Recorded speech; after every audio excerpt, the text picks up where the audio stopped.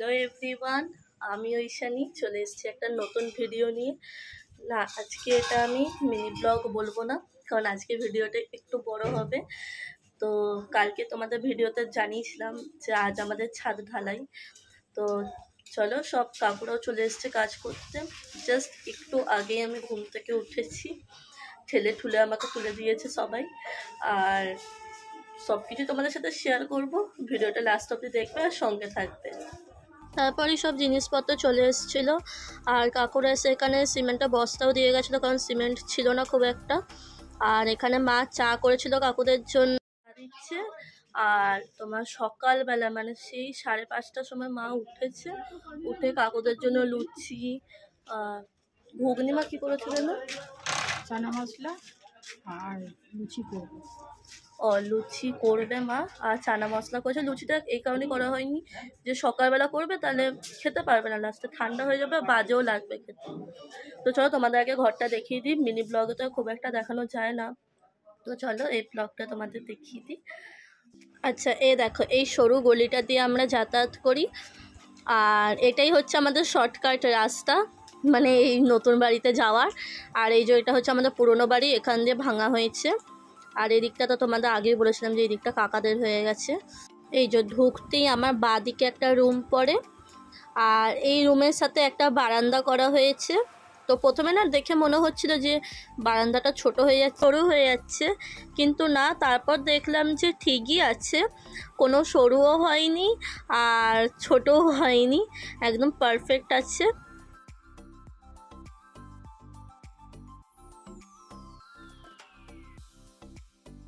তো এই রুমটা থেকে বেরিয়েই আমার সামনে পড়ে হচ্ছে কিচেন, কিন্তু এই জায়গাটা দিয়ে এখানটা কিচেন হবে, ওপেন কিচেন। আর তার সোজাসুজি আরেকটা রুম আছে। এই রুমটা না মানে ওই রুমটা থেকে, পাশের রুমটা থেকে সামান্য একটু ছোট, কিন্তু ঠিক আছে। আর তার পাশেই বাথরুম। রুমটাও প্রথমে দেখে মনে হচ্ছিল যে সরু হয়ে যাচ্ছে, পাপাকে বলছিলাম যে ছোট হবে না তো আবার, দিয়ে দেখছি না, তখন পাপা বললো যে না রে, ছোটো নয়, ঠিকই আছে।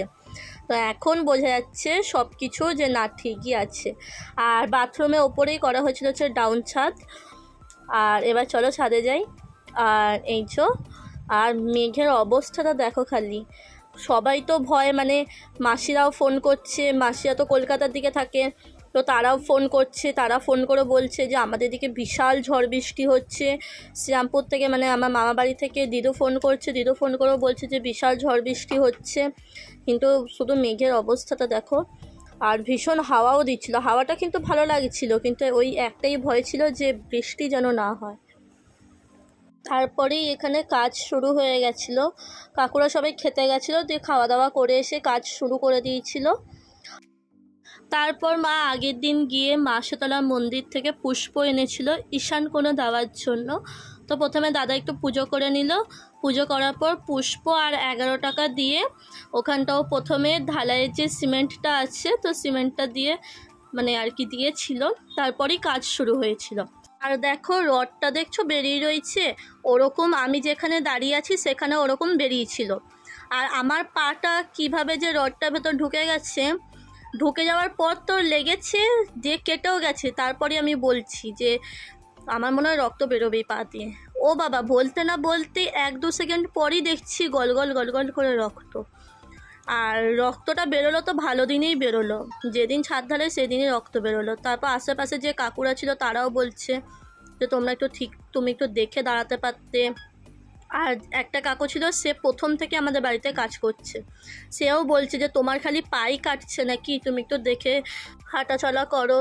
তো বুঝতে পারিনি যে আমার পাটা কিভাবে ঢুকলো, আর ঢুকেই যে সঙ্গে সঙ্গে কেটে যাবে সেটাও বুঝতে পারিনি। মা কেমন আনন্দ হচ্ছে, খুব আনন্দ হচ্ছে, আমার এতদিনের স্বপ্ন।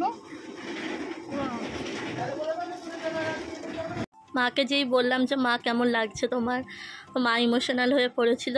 স্বাভাবিক, সবারই তো একটা স্বপ্ন থাকে, মানে একটা বাড়ি সবারই খুব ভীষণ স্বপ্নে যে এরকম করবো, এভাবে সাজাবো, সেইভাবে সাজাবো। সেরকমই আমার মায়ের। আজ আমার মা ভীষণ কষ্ট করেছে, আজ কষ্ট করে এসে আজ ফাইনালি আমাদের বাড়িও হচ্ছে, আর মায়ের মুখে সেই হাসিটাও এসছে। তারপরেই আমি চলে গেছিলাম হচ্ছে তো কাজ দেখতে। দাদা তো আমাকে ভাগিয়ে দিচ্ছিল যে তুই এখানে দাঁড়াচ্ছিস, নয় উঠে দাঁড়া আর নইলে চলে যা, কারণ সবার কাজ করতে অসুবিধা হচ্ছে। আমি বললাম ঝিরঝির করে আবার বৃষ্টি পড়ছে, যে আমি সাইডে দাঁড়িয়ে আছি আর কাজ করতে অসুবিধা হচ্ছে, এটা কেমন কথা। তো যাই হোক, তারপর দেখছি ঝিরঝির ঝিরঝির করে বৃষ্টিও শুরু হয়ে গেছিলো।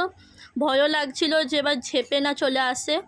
আর মিঠুকে কি করেছে, পাপা একটুখানি ওই আদর করার জন্য গেটটা খুলে আদর করছিল, আর পাপার হাতে ফাঁক দিয়ে বেরিয়ে চলে এসছে।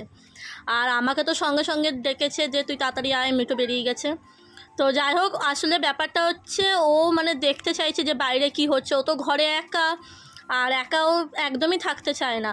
তো বাইরে বেরিয়ে দেখার জন্য ছটফট করছে যে কি হচ্ছে বাইরে, এত সবাই খালি বাইরেই থাকছে।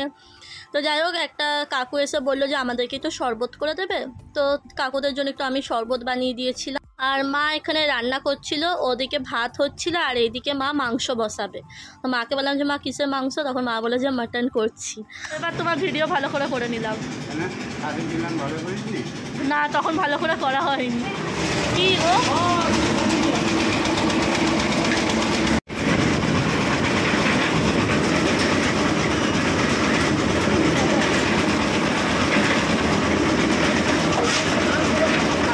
আর মা যেই বলেছে যে মাটন হচ্ছে, আমার মুখে তো একটা আলাদা স্মাইল চলে এসছে, কারণ মাটন খেতে খুবই ভালোবাসি। খরচা হয়ে যাচ্ছে আসলে।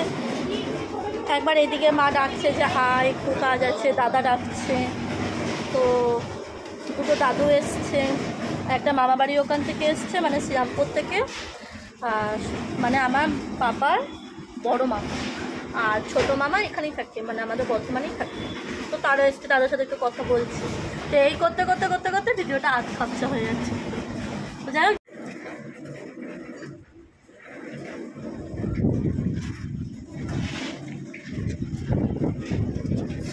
আর এখানে মাংসটাও প্রায় হয়ে এসেছিল। আর আমার মা যার সাথে কথা বলছে সে আমার জেঠু হয়। সে প্রথম থেকেই আমাদের সাথে ছিল, মানে যখন থেকে আমাদের পাম্প বসানো হয়েছে তখন থেকে নিয়ে এখনও অবধি আর আমাদের সাথে ছিল এবং পরেও থাকবে। মানে সে প্রথম থেকে আমাদের ভীষণ হেল্প করেছে, যে কোনটা কি ভালো খারাপ সব কিছু, আর মিস্ত্রি থেকে শুরু করে সমস্ত কিছু সে ভীষণ হেল্প করেছে। এতটা মনে হয় আমাদের নিজেদের মানুষও করতো না যতটা সে করেছে আমাদের। সত্যি তাই, মানে এখানেই বোঝা যায় যে আপনার পরটা কে। মাকে বললাম যে মা অনেক তো হলো, এবার তো বেলুন চাকিটা চেঞ্জ করো। তখন আমার মা বললো যে তোর এই বেলুন চাকিটা হচ্ছে তোর ঠাকুমার শাশুড়ির, সেই ইউজ করেছে, তারপর তোর ঠাকুমা ব্যবহার করেছে, তারপর আমি, তারপর এবার তোর দাদার বউ যদি ব্যবহার করে তো করবে, আর নাহলে তখন চেঞ্জ করলেও করে দেবে।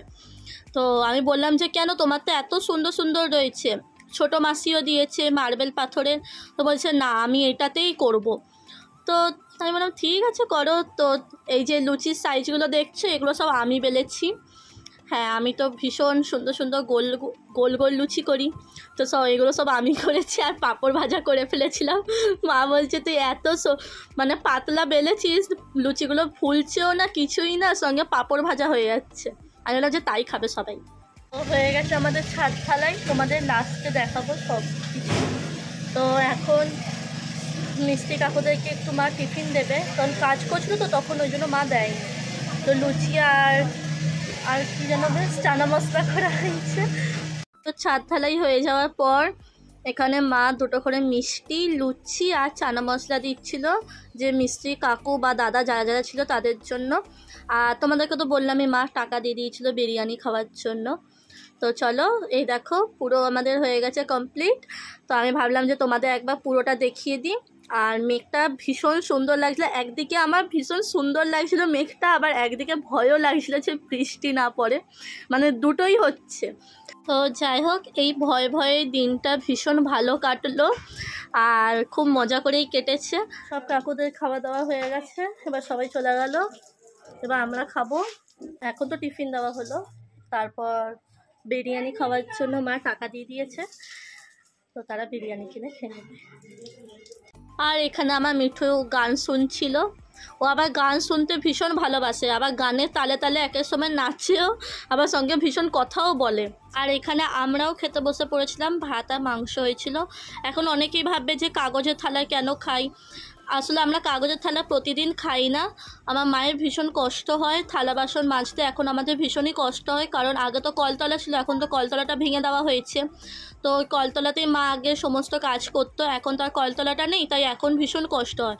তাই কাগজের থালায় খাই, খেয়ে ফেলে দিই, একদম ঝামেলা মিটে যায়। আর আমরা রাতে তো মানে কোনো দিন আমরা কাগজের থালায় খাই। তো চলো ভিডিওটা এন্ড করলাম, কেমন লাগলো জানিও, ভালো লাগলে like comment share and subscribe করে দিও।